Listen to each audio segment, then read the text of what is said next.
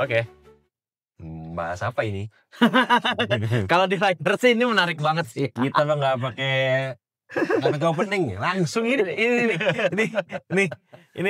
lucu sih sebenarnya. Tadi dulu sebentar. Apa nih? Gibran tidak salami sejumlah menteri di upacara militer di Bandung Barat. Oh, ada siapa aja tuh, Bro? Tuh AHY. Kita turunin ya. Ini tuh ini tuh BG ya, kalau nggak salah apa BG apa? Iya nih agak lupa sih gue. Apa wakil BG itu Tapi wakil yang panggung. dari salamin itu ada AHY, ada Bahlil, ada Caimin. Caimin ya. Ada Caimin di foto ini nih. Ini sebenarnya fotonya kurang jelas karena kan sebenarnya ada rekaman ininya ya sebenarnya. Iya betul, ada rekaman ya. Kemarin gue juga baru ngeliat tuh, itu aneh sih. Iya. Ini tuh di upacara apa namanya nih? Kehormatan militer di Jajar ya.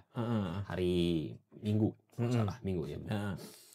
Nah ini nih, kalau kita lihat video-video begini, Bro, kan rame nih, di medsos nih. Masih rame ya, orang kita bikin medsos aja rame banget. Iya, di Instagramnya Rujak Politik tuh rame tuh teman-teman. Mungkin teman-teman salah satu yang ngasih reaksi ya di postingan itu ya. Di postingan itu iya bener. Nah ini nih kayak gini, menurut lu kenapa nih? Apa yang terjadi nih buat lo? Tapi kan sebenarnya kita bisa tarik di peristiwa awalnya ya. Jadi kan kalau peristiwa awalnya kan Gibran ini kan ya sebagai wakil presiden ya. Dia kan jalan nih terus dia nyalamin sejumlah menteri tuh. Iya. Ya yang berderet tuh semuanya ada lah. Ini kan juga termasuk di sini kan. Tapi itu ada yang disalamin kan kalau nggak salah tuh ada Zulkifli Hasan juga disalamin. Iya. Tapi kan yang nggak disalamin tuh AHY, terus Bahlil, terus ada Caimin mau nggak salah ini sebelum di sananya tuh ada Caimin gitu. Mungkin kalingan ya, mungkin kalingan di sini. Terus kan ini kan ini Jaksa Agung gue iya. Jaksa Agung. Ini Jaksa Agung. Terus kan tapi Jaksa Agung tuh disalamin terus beberapa pejabat militer kan di salamin ya. Sebenarnya kan kalau apa yang bikin heboh itu kan karena mereka tuh melewati beberapa pemimpin partai ya. Itu AHY, terus Caimin, Bahlil. 3 partai itu. Ketua umumnya udah 3 partai terbesar pendukung Prabowo Gibran nih gitu kan. Jadi kan kalau kita lihat ya sebenarnya kalau yang terjadi di kacamata politiknya adalah Gibran tuh harusnya kalau menurut gue sadar sih bahwa gestur-gestur kecil aja penting. Iya. Penting gitu dan loh. Berpotensi rame. Iya pasti ya ini aja akhirnya rame kan. Iya. Padahal hanya cuman lewat gitu loh. Ya mungkin kan kita nggak tahu ya kalau misalnya dia buru-buru atau dia ternyata lupa gitu kan kelewatan apalagi saking hektiknya itu di situ tuh kan rame gitu banget kan kemarin kan. Terus gitu tapi kan apa ya yang bikin rame ini kan karena kan ini kan secara politis ya.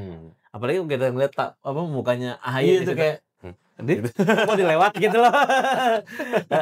Tapi memang banyak orang juga bilang ya salah satu mungkin ya kita juga bisa bilang sih kalau misalnya gestur-gestur seperti ini tuh bisa jadi itu memunculkan spekulasi tersendiri. Ini kan baru setahun kurang ya. Kabinet ini berjalan tapi Gibran ini seperti sudah menunjukkan ketidakharmonisan dengan di dalam kabinetnya ya. Dengan kabinetnya gitu loh. Jadi kalau menurut gue sih ya ini akhir ya. Kalau secara kacamata politik ya ini memicu spekulasi. Tapi spekulasi paling kuatnya ya tidak harmonis terhadap beberapa partai-partai ataupun AHY. Ini kita spesifikally yang di fotonya AHY. Yang ter-highlight banget tuh AHY di sini. AHY gitu kan. Karena di sini kan AHY dan AHY ini kan kita tahu ya figur muda. Betul. Terus dia Menko, beberapa kali sering-sering sama Prabowo. Nah, anak presiden juga. Bener, anak presiden juga. Jadi ini 6 dan 7 bersaing nih. Nah, ini ngomong 6 dan 7 bersaing, apakah ini nih tanda-tanda Solo versus Pacitan? Kalau Solo versus Pacitan tuh sebenarnya bisa dibilang udah terjadi dari kapan tahu ya. Kan beberapa kali kan kita juga sering memberitakan di Rujak Politik tuh kalau AHY itu selalu mendampingi Prabowo lah di beberapa kesempatan. Kayak dikasih panggung lah. Kayak dikasih panggung. Sementara Gibran ini sering kali mendampingi, tapi tidak dikasih panggungnya nih, gitu loh. Gitu loh. Jadi kalau menurut gue apa ya, ada ya bahwa ada persepsi yang muncul pada akhirnya bahwa bahwa AHY nih Hmm. pada akhirnya terlihat lebih menonjol dari Gibran. Tapi lu lihat deh AHY dengan Gibran. Ya.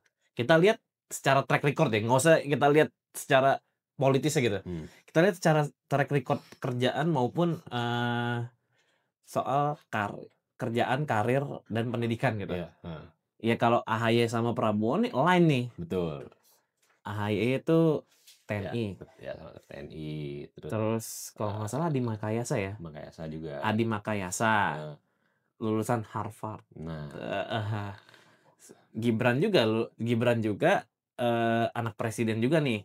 Tapi kan Gibran tidak berkarir di TNI. Ya, tidak ada latar belakang militer sebelumnya. Iya, jadi kalau menurut gue jadi ada spekulasi bahwa sepertinya ya AHY ini memang lebih mewakili apa yang presiden kita seperti apa sih gitu loh, bentuknya gitu loh. Tapi emang ada pergeseran pengaruh, Ki. Wah, maksudnya gimana tuh? Pergeseran pengaruh bahwa akhirnya ya memang Gibran ini sepertinya terlihat seperti ya sudah dia seperti wakil presiden, dia menjalankan perannya dia, tapi untuk masalah tanggung jawab yang lainnya mending ke AHY gitu loh. Tapi kan ini kan ditepis sama Bahlil. Nah iya, Bahlil sama terus ada Puan juga ikutan. Puan belum masuk kabinet loh ya. Iya. Jangan besar-besarkan. Jangan besar-besarkan.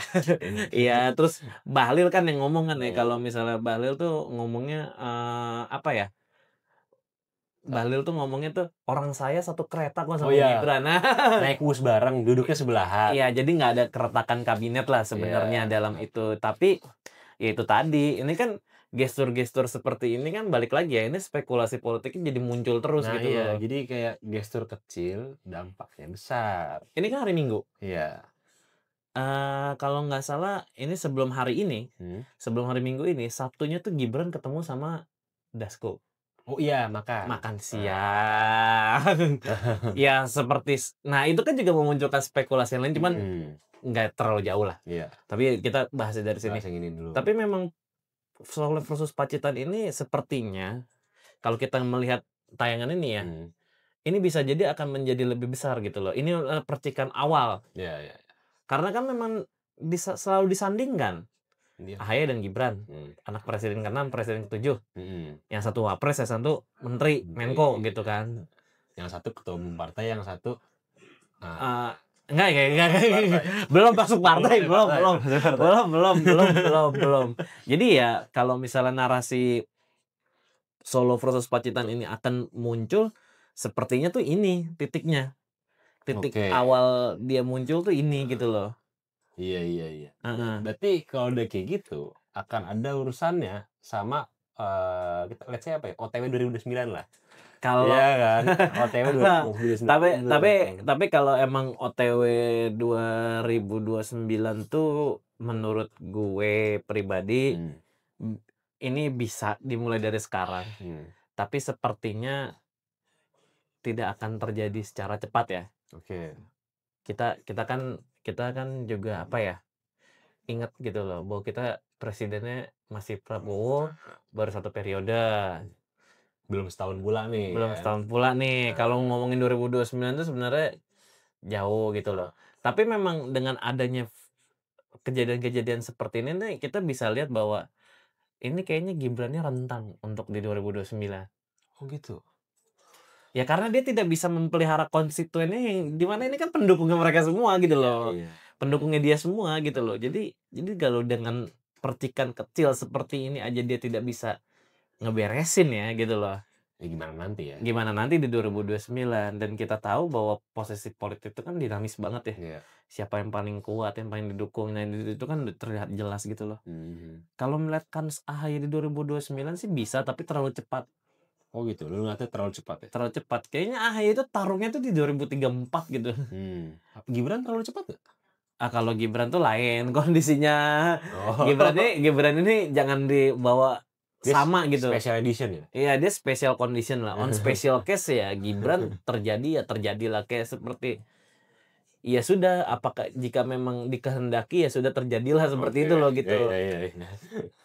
Tapi memang peningkatan peran AHY ini kalau menurut gue dengan adanya seperti ini juga bisa mencontohkan bahwa sebenarnya nih bisa nih gitu loh AHY muncul untuk ningkatin pengaruh Solo.